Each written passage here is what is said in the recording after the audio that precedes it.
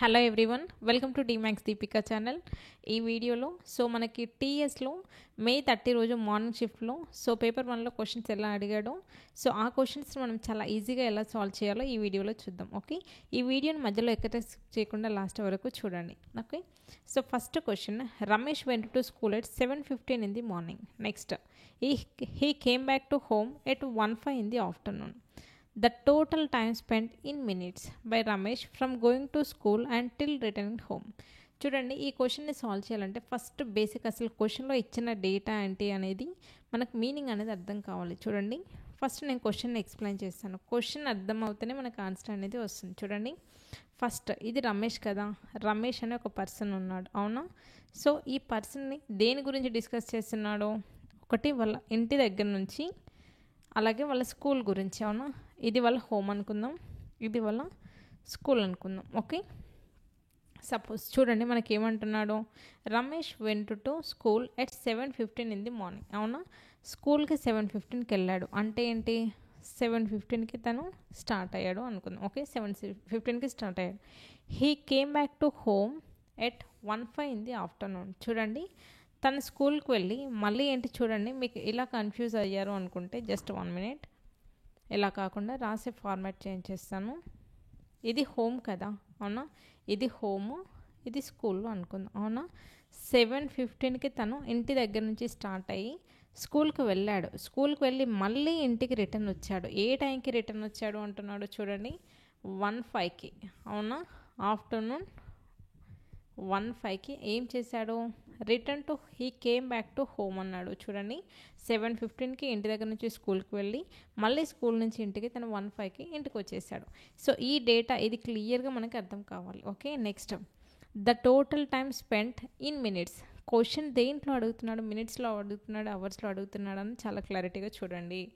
మనకి time, total time ఎంత పట్టింది by Ramesh from going to school and till returning home అంటే ఈ 7:15కి స్కూల్కి స్టార్ట్ అయ్యి మళ్ళీ రిటర్న్ ఇంటికి వచ్చాడు కదా, స్కూల్కి వెళ్ళిన దగ్గర నుంచి ఇంటికి రావడానికి తనకు మొత్తం పట్టిన టైం ఏంటి, అండ్ ఆ టైం కూడా మనకి మినిట్స్లో అడుగుతున్నాడు. ఈ క్లారిటీ మెయింటైన్ చేయండి. చూడండి, మనకి 7:15 నుంచి 1:05, అవునా? ఇదేమో AM, 7:15 AM టు 1:05 PMకి. చూడండి, నేను క్లియర్గా అర్థమయ్యేలాగా రాస్తాను. దిస్ ఈజ్, ఇది 7:15 కదా, అవునా?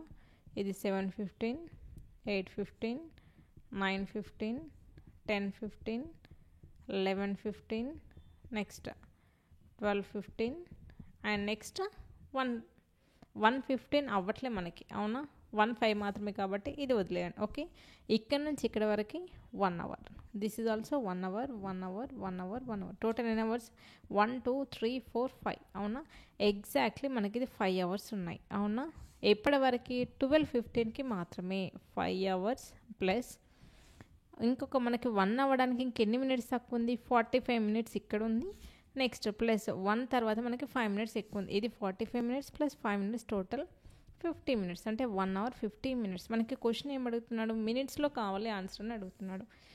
5 ఇంటూ ఈ అవర్స్ని మినిట్లోకి కన్వర్ట్ చేయండి. 5 ఇంటూ 1 hour అంటే 60 minutes ప్లస్ 50. చూడండి, 5 6 30, 30 into 0 300 plus 50, 350 is the correct answer. Okay, answer వచ్చింది. ఓకే, ఎలా చేస్తున్నాము అనేది కూడా చాలా ఇంపార్టెంట్. ఓకే, ఇదంతా మనకి క్లియర్గా అర్థం అవడం కోసం చెప్పాను. నార్మల్గా అయితే ఇంత టైం ఏం పట్టదు. ఓకేనా, మీకు క్వశ్చన్ చూస్తేనే అర్థం అవ్వాలి ఏంటి.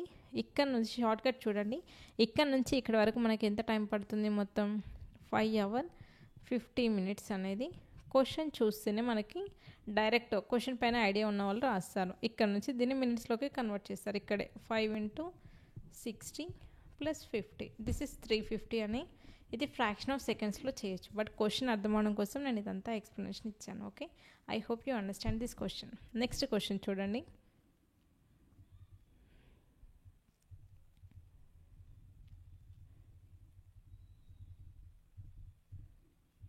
చూడండి మన క్వశ్చన్ ఏం అడుగుతున్నాడు, the difference of the largest and smallest prime numbers between 50 and 90. చూడండి, మనకి ప్రైమ్ నెంబర్స్ 50కి 90కి మధ్యలో ఉండాలి. ఇంకా ఏమంటున్నాడు, లార్జెస్ట్ అంటే ఈ రెండింటి మధ్యలో ఉన్న లార్జెస్ట్ ప్రైమ్ నెంబర్, అలాగే ఈ రెండింటి మధ్యలో ఉన్న స్మాలెస్ట్ ప్రైమ్ నెంబర్ ఏంటి? 50 తర్వాత మనకి ప్రైమ్ నెంబర్ ఏది వస్తుంది చూడండి, 53 అనేది వస్తుంది, అవునా? నెక్స్ట్ ఇందులో 86 కాదు, 87 కాదు, 88 కాదు, 89.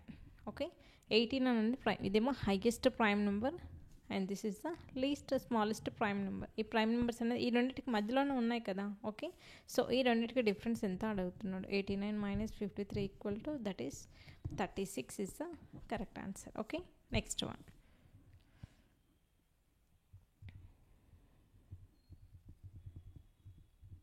చూడండి.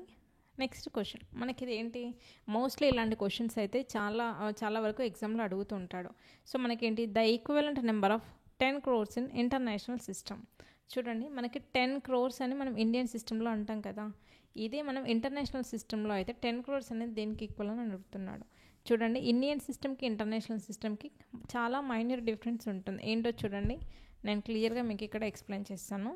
ఇది Indian system. Okay, this is Indian system and this is international system. So మీకు నేను క్లియర్గా ఫస్ట్ ఒక థింగ్ చెప్పాలి, ఏంటి, ఇండియన్ సిస్టంలో అయినా ఇంటర్నేషనల్ సిస్టంలో అయినా మనకి 1s, 10s, 100s, 1000s and 10,000 ఇక్కడ వరకు మనకి ఎలా ఉంటుంది, సేమ్గా ఉంటుంది. డిఫరెన్స్ ఎక్కడి నుంచి వస్తుందంటే చూడండి, ఇక్కడ మనం 10,000 తర్వాత మనం ఇక్కడ ఏమంటాం, సో ఇది 10,000 మనకి ఇండియన్ సిస్టమ్ అయినా ఇంటర్నేషనల్ సిస్టమ్ అయినా బోత్ ఆర్ సేమ్, రెండిట్లో మనం ఒకేలాగా చూస్తాం, ఇండియన్లో అయినా ఇంటర్నేషనల్లో అయినా. ఈ 10,000 తర్వాత మనం ఇండియన్ సిస్టంలో అయితే ఏమంటాం, ఇది 1 lakh అంటాం, అవునా? ఇక్కడ మనకి ఏమవుతుంది, ఇది 10,000 అయింది కదా, దీన్ని ఏమంటాం, 100,000. ఓకేనా, 10,000 తర్వాత దీన్ని మనం ఇంటర్నేషనల్ సిస్టంలో అయితే 100,000 అంటాం. ఇక్కడ ఏం చేస్తాం, 1 lakh తర్వాత మనం వచ్చేది ఏంటి, 10 lakh కదా, కానీ ఇక్కడ ఏమంటున్నాం, 1 million.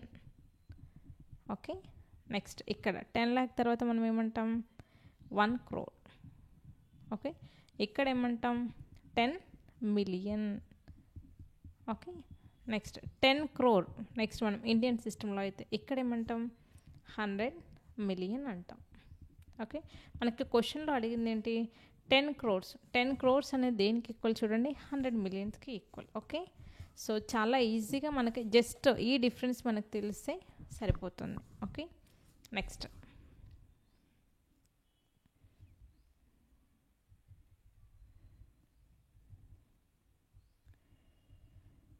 సో టెట్ పేపర్ 1 వాళ్ళకి చాలా ఈజీగా అడుగుతాడు క్వశ్చన్స్. ఏంటి అంటే మనం మ్యాథ్స్లో కొంచెం బేసిక్ నాలెడ్జ్ ఉన్నా కూడా మనం ఫుల్ స్కోర్ అనేది తెచ్చుకోవచ్చు. చూడండి, ఈ క్వశ్చన్ చాలా ఈజీగా ఇచ్చాడు. ఎలా అనేది, 2 numbers are in the ratio 3:5.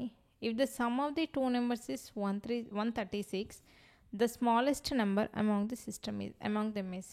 చూడండి, నేను షార్ట్ కట్స్ ఫస్ట్ చెప్తాను, తర్వాత నేను జనరల్ మెథడ్ అనేది ఎక్స్ప్లెయిన్ చేస్తాను. ఈ క్వశ్చన్ చూడండి, క్వశ్చన్ చూడగానే మనకు రావాల్సిన థాట్ ఏంటి, అసలు క్వశ్చన్లో ఏం అడుగుతున్నాడు, స్మాలెస్ట్ 2 numbers ఇచ్చాడు, వాటి యొక్క రేషియో ఇచ్చాడు, వాటిని సమ్ చేసే వచ్చే నెంబర్ ఇచ్చాడు. అయితే వీటిలో మనకి స్మాలెస్ట్ నెంబర్ ఏంటి అని అడుగుతున్నాడు.